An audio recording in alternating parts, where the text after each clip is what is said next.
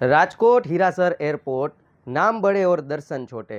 ફરી એક વખત હીરાસર એરપોર્ટ પર મુસાફરોને પાણી માટે વલખા મારવાની ઘટના પ્રકાશમાં આવી છે। આ પહેલા પણ જાણીતા લેખક અને મોટિવેશનલ સ્પીકર જય વસાવડા દ્વારા એરપોર્ટ પરની અસુવિધાઓનો વિડીયો વાયરલ કરવામાં આવ્યો હતો, વહેતો કર્યો હતો। ત્યારે ફરી એક વખત નવનીત સમર્પણના સંપાદક દીપકભાઈ દોશીને પણ પાણીનો કડવો અનુભવ થયો છે।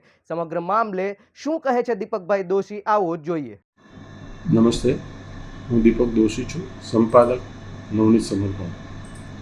ગઈકાલે સવારના Rajkot Hirasar airport, international airport, એના પરથી મારે મુંબઈ આવવાનું હતું। ગોંડલથી રાજકોટ ગયેલો, એટલે લગભગ 1.5 કલાક થયો। ખાસું દૂર છે, એટલે ત્યાં જઈને પછી મને થયું કે પેશાબ પાણી બધું પતાવીને પછી અંદર જઈએ। એટલે ત્યાં બાથરૂમ માટે હું ગયો તો એટલા ગંદા બાથરૂમ, કારણ કે પાણી જ નહોતું, એટલે ત્યાં તો જવાય એવું જ નહોતું। એટલે મેં બહાર જઈને ફરિયાદ કરી પેલા માણસને, કીધું આ પાણી નથી આવતું ને કેટલો ગંદા છે બધા। મેં કે શું કરીએ સાહેબ, નથી સવારથી પાણી એમ। મેં કીધું તો તમારા સાહેબ કોણ છે, એને ફરિયાદ કરું હું? એટલે એણે મને કોઈ નંબર આપ્યો, એ નંબર પર મેં ટ્રાય કરી પણ કોઈ ઉપાડ્યો નહીં। એટલે પછી હું બહાર આવ્યો ને પછી મેં પૂછ્યું, મેં કીધું અહીં મેનેજર ક્યાં બેસે છે, તો હું એને ફરિયાદ કરું। એટલે મને કહેવામાં આવ્યું કે તમારે પાછું નીચે જવું પડશે।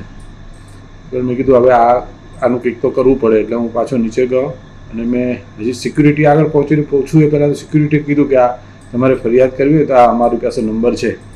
એણે મને નંબર આપ્યો, એ નંબર પર મેં વાત કરી તો સામેથી જવાબ તો મળ્યો એટલીસ્ટ। એણે કહ્યું કે સાહેબ એવું થયું છે કે પાણીનો પાઇપ ફાટી ગયો છે, એટલે આ થોડુંક અમને રિપેર કરતાં વાર લાગશે।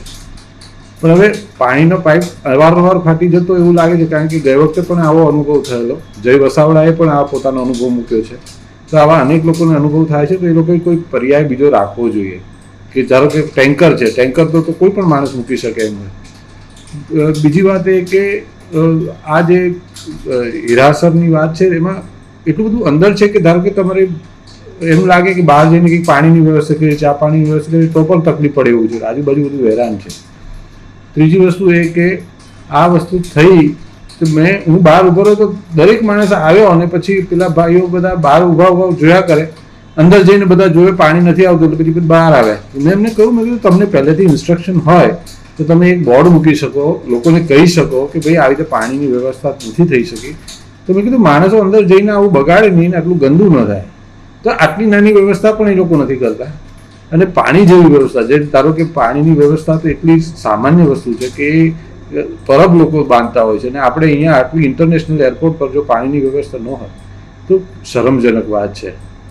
ત્રીજી વસ્તુ એ કે સૌથી વધારે શરમજનક મને એ લાગ્યું કે આટલા બધા લોકો હતા, એમાંથી બસ મને જ એક સૂઝ્યું કે આ લોકોને કહું અને નીચે જઈને ફરિયાદ કરું।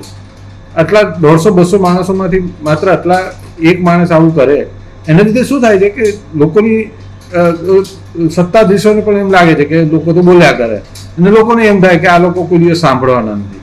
તો આ જે વિશેષ સર્કલ છે ને એ એમને એમ રહે। મને લાગે છે કે આપણે બધાએ આના વિશે થોડું સભાન થવાની જરૂર છે, અને જ્યાં જરૂર પડે ત્યાં સક્રિય થવાની જરૂર છે।